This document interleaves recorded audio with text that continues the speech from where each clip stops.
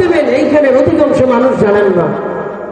এখন পর্যন্ত কোথায় ভোটটা দেবো, কারে ভোট দেবো, আর কোন আয়া আয়না ঘর বানাইব, আর সরের আর চান্দাবাজির আখড়াখানা বানাইব, ভয় আছেন।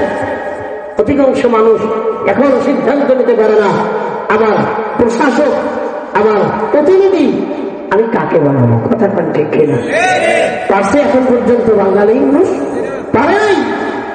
এই জন্য দেখলাম আজকে এক রিক্সাওয়ালা কি পাইছে, নমিনেশন পাইছে ঢাকা হাটে, রিক্সাওয়ালা। কেন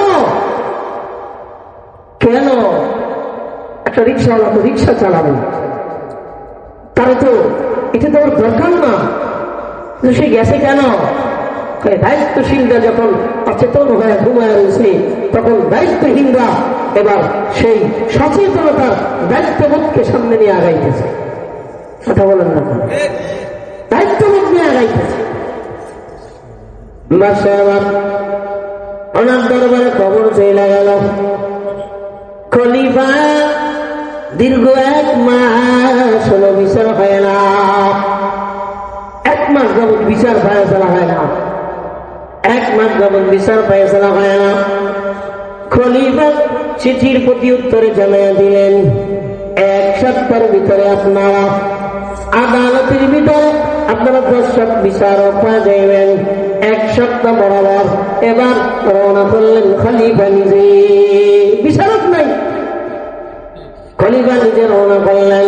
বিচারকের এবার কাজ করাইতে বলে, চেয়ারে বসে গেলেন, মসনদে বসে গেলেন। কেউ জানে না উনি হলেন হাল জামান খলিফা।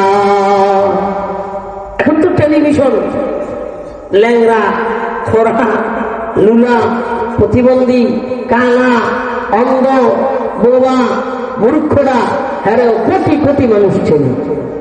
কথা বলেন না, কারণ কি? কারণ হলো অনলাইন ইলেকট্রনিকের মাধ্যমে। কথা বলেন ঠিক কিনা? তখন তো ইলেকট্রিক ছিল না, তখন তো ইলেকট্রিক তার ছিল না, তখন ছিল বেলের তার। চিল্লা এখন সুবহানাল্লাহ।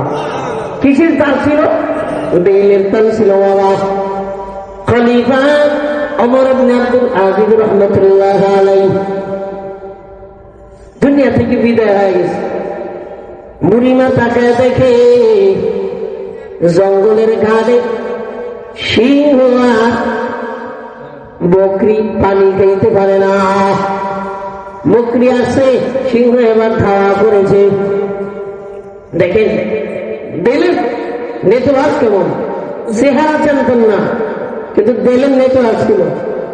ডাক দিয়ে বুড়ি জানায় দিলেন, খলিফা ওমর ইবনে আব্দুল্লাহ আজিজ দুনিয়ায় নাই। কোন খবর মাধ্যম আসে নাই।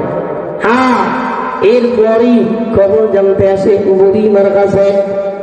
ও বুড়িমা, তুমি কেমন জানলা ওমর ইবনে আব্দুল্লাহ আজিজ দুনিয়ার ভিতরে নাই?